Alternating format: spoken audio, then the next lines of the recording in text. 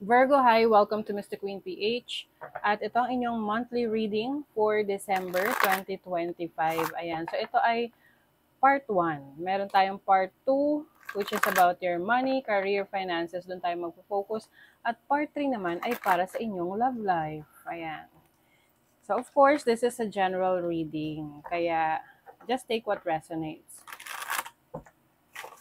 And mag-follow na rin kayo, mag-subscribe para maabangan nyo yung iba pang readings natin, especially yung part 2 tsaka part 3 ng December 2025 reading.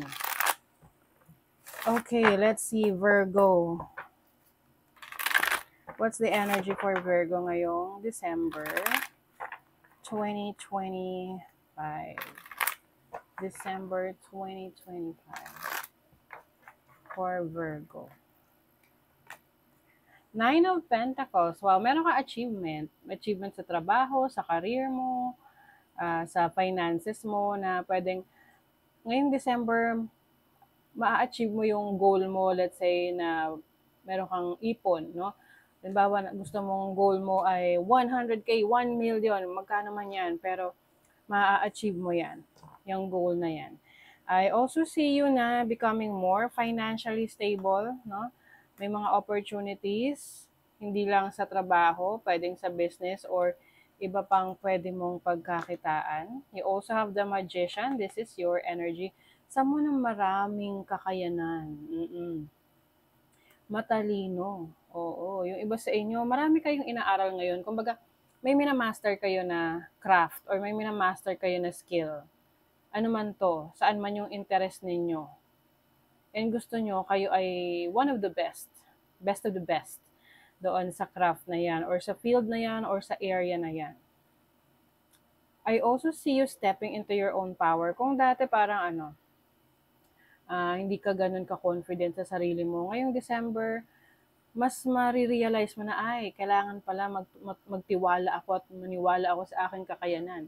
Kasi the moment na magtiwala at maniwala ka sa kakayanan mo, doon ka talaga mas magiging magaling. Kasi hindi mo kinukuha yung validation mo sa labas. Kinukuha mo yung validation mo sa iyo, sa sarili mo mismo. Diba? Oh, you have the devil, which is Capricorn energy. So, pwedeng yung iba sa inyo, meron din kayong Capricorn energy sa sign ninyo.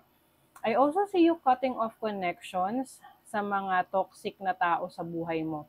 Ito yung mga tao na instead na sumuporta sa'yo, laging nakakontra or laging merong masamang sinasabi or parang laging merong kang mali na hindi na ka na naging tama sa kanila. Oo, you also have the Oracle of Cups. So you will focus on the people who loves you, who cares about you, may paniniwala sa inyo, mga taong talagang sumusuporta sa inyo.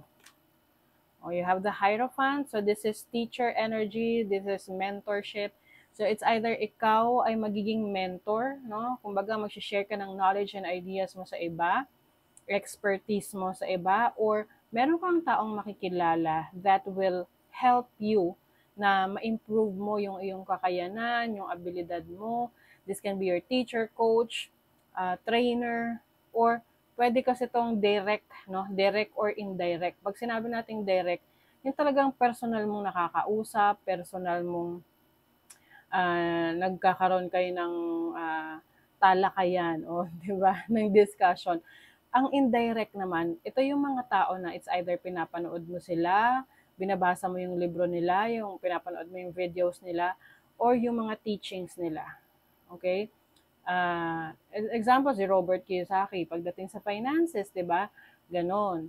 So, siya, indirect mo siya na mentor kasi, kumbaga, pina-follow mo or naniniwala ka sa mga perspective niya, sa mga prinsipyo niya sa buhay pagdating sa pera. Okay? Pero hindi naman kayo magkakilala ni Robert Kiyosaki, hindi ka niya kilala, pero kilala mo siya. Ganon. Ganon yung indirect mentorship. Now, what is the Nine of Pentacles? You have the Champion of Cups. I feel like yung iba sa inyo, Virgo, mas nagiging attractive kayo sa iba dahil kumbaga, ang lakas ng dating, ang lakas ng appeal, ang lakas ng dating nyo, lalo na if you are independent. Kumbaga, yung pagiging boss, ganyan, that makes you become more successful, more attractive, and more magnetic, charismatic, ganon. Let's see, what is the Magician? Oracle of Swords. Alam nyo, Virgo, this is someone na pinipili niya yung mga kaibigan niya. Pinipili niya kung sino yung mga tao na pag-sharean niya ng kanyang mga ideas. Kung sino yung kanyang mga tinatawag na kumbaga parokya, ganun. Or kung sino yung mga parokyano or mga kaibigan, yung mga close lang sa kanya. So, maaaring ikaw, meron kang tutulungan na kaibigan, na gusto ring matuto kagaya ng kung ano yung pinagkakakitaan mo, ano yung trabaho mo, ano yung ginagawa mo. And andun ka naman, willing ka naman na tumulong sa kanila. Pinipili mo lang talaga yung mga deserving at alam mong hindi ka ginagamit lang para sa benepisyo nila. Eight of Wands, this is about actions. So maaring iba sa inyo, you are finally taking action sa isang bagay na unhealthy sa buhay mo, like meron kang codependency or merong toxic energy or may unhealthy habits ka. Yung iba sa inyo kung kayo ay yung tipong, ang tawag doon, nakakalimutan ko yung word, na yung nakaupo lang lagi or alam mo yung work na sedentary, oh my God, ayun, sedentary lifestyle. Mas magiging active kayo ngayong December. Mas lalabas kayo, magja-jogging, magwo-workout, or you will also magjo-join ka sa mga grupo eh. Pwedeng grupo ng mga nag-hiking, grupo ng mga nagja-jogging, nagba-biking, ayan. Wow, Oracle of Cups is the Wheel of Fortune. The Wheel of Fortune is direction, bagong direction sa buhay mo. So maaring meron kang ine-explore na bagong opportunities, someone na tutulong sa'yo, or merong, kumbaga may mag-i-introduce sa'yo ng isang magandang idea na, oy, Virgo, subukan mo to kasi maganda to. Ayun. So pwedeng yan yung person na magme-mentor sa'yo. Tapos makikita mo na, ay, oo nga, no, maganda tong idea. Sige, gawin ko. Ganon. The Hierophant and the Moon. Alam nyo, yung inyong instinct, intuition is going to be very powerful and strong ngayong December. Ito rin yung time na mas magiging mapanuri ka sa mga nangyayari sa paligid mo. Dahil marami kang nararamdaman. Kumbaga nararamdaman mo kung ano yung totoo, ano yung ine-etchos ka lang, kung alin yung, yun nga, niloloko ka lang. So, maaring, ito actually magiging gabay mo eh. Kung anong direction yung dapat mong tahakin. Which is advantage na sa'yo yan. Dahil, hindi ka na mapapahamak. Kumbaga, mas pabor sa'yo na, kumbaga, hindi ka mahihirapan na dahil diretso ka na doon sa talagang destiny mo, na patutunguhan mo. Yan very confident talaga. Entrepreneurial energy. Business ang gusto ninyo. Meron kang desisyon na kailangan gawin. Oo.